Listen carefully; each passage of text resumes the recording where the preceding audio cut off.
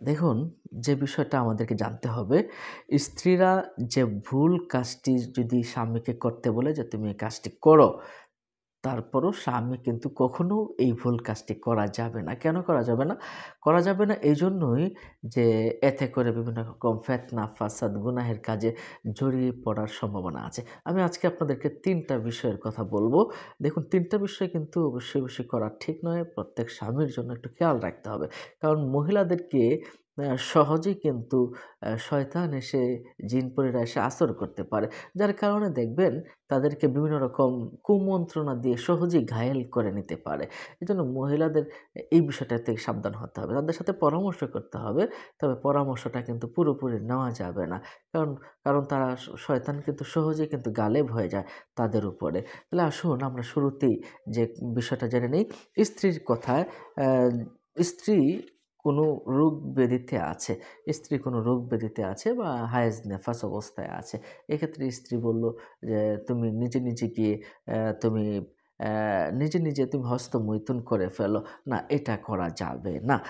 কারণ হলো এই জিনিসটা কিন্তু এভাবে না করে আপনাকে কিন্তু একটা নির্দিষ্ট ক্রাইটেরিয়া আছে, এগুলো কিন্তু আপনাকে ফিল আপ করতে হবে। এটা কেমন? যে আপনি আপনার স্ত্রী যদি আপনাকে হেল্প করে, সেই ক্ষেত্রে এটা সম্ভব আছে। নিশ্চয়ই বিষয়টা বুঝতে পারছেন।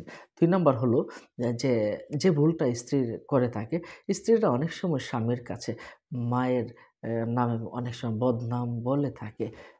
বাড়িতে আসলেই স্বামীদের কাছে কান পড়া দিতে থাকে যে, "তোমার মা এই কাজটা করেছে, তোমার মা ওই কাজটা করেছে।" তখন আপনি যাচাই-বাছাই না করে আপনি মায়ের উপর গিয়ে চড়াও হয়ে গেলেন। তাকে অনেক কটু কথা বলে দিলেন। না, এটা কিন্তু মোটেও উচিত নয়। এটা রাসূল সাল্লাল্লাহু আলাইহি ওয়াসাল্লাম যেভাবে নিষেধ করেছেন, আল্লাহ পাক রব্বুল আলামিনও কিন্তু এই বিষয়টা বলেছেন। সরাসরি মাকে কোনো রকম কষ্ট দেওয়া যাবে না। তাকে কোনো রকম কোনো কথার কটু কথা শোনানো যাবে না। আমরা আমাদের সমাজে আমরা দেখি যে অনেকে স্ত্রীর কথা শুনে তাদের মাকে অনেক রকম কটু কথা বলে, বাবাকে অনেক রকম কটু কথা বলে। এটা কিন্তু মোটেও উচিত নয়। যাচাই-বাছাই করে মা যদি এটা কোনো রকম দোষী সাব্যস্ত হয়েও যায়, তারপরেও অনেক সময় কটু কথা না বলে বুঝাতে হবে। নিশ্চয়ই বিষয়টা বুঝতে পারছেন। ৩ নাম্বার হলো, আমি যে ৩ নাম্বারটা যে বিষয়টা বলব এটা হলো যে অনেক সময় স্ত্রীরা বলে থাকে যে বিয়ের অনুষ্ঠানে যাওয়ার ক্ষেত্রে বা বিভিন্ন রকম বাইরে বেড়াতে যাওয়ার ক্ষেত্রে অনেক সময় বলে যে আমাদের বোরকা পরার দরকার নেই বা পর্দা পর্শিদা করার দরকার নেই।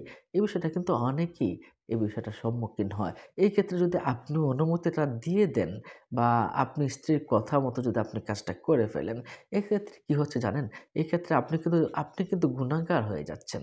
আপনি অবশ্যই গুনাহগার হয়ে যাচ্ছেন। আর একজন স্ত্রী যখন ভুল করে, একজন মেয়ে যখন ভুল করে বেপরদাভাবে চলাফেরা করে বা আ কোনো রকম মুহারামাত ছাড়া অন্য কোনো পুরুষের সাথে কথাবার্তা বলে, তখন কিন্তু সে গুনাহগার হয়। আর এই গুনাহগার হওয়ার জন্য সে যদি জাহান্নামে যায়, তাহলে স্বামী কিন্তু জাহান্নামে যাবে এবং ওই মেয়ের বাবা কিন্তু জাহান্নামে যাবে এবং ওই মেয়ের ভাইও কিন্তু জাহান্নামে যাবে। সুতরাং একটা মেয়ের জন্য কয়জন মানুষ জাহান্নামে যাচ্ছে, এটা কি একটু কল্পনা করেছেন? সুতরাং স্ত্রীর কথায় হুট করে কোনো সিদ্ধান্ত নিতে যাবেন না। এটা হবে আপনার জন্য চরম ভুল। ভালো থাকুন, সুস্থ থাকুন। নিশ্চয়ই আপনি প্রজ্ঞা নিয়ে, জ্ঞান নিয়ে আপনি চলবেন। আল্লাহ পাক আপনাকে আমাকে সেই জ্ঞান দান করুন। আমিন। আসসালামু আলাইকুম ওয়া রাহমাতুল্লাহি ওয়া বারাকাতুহু। অন্য মুমিন মুসলমান ভাইকে জানাতে শেয়ার করে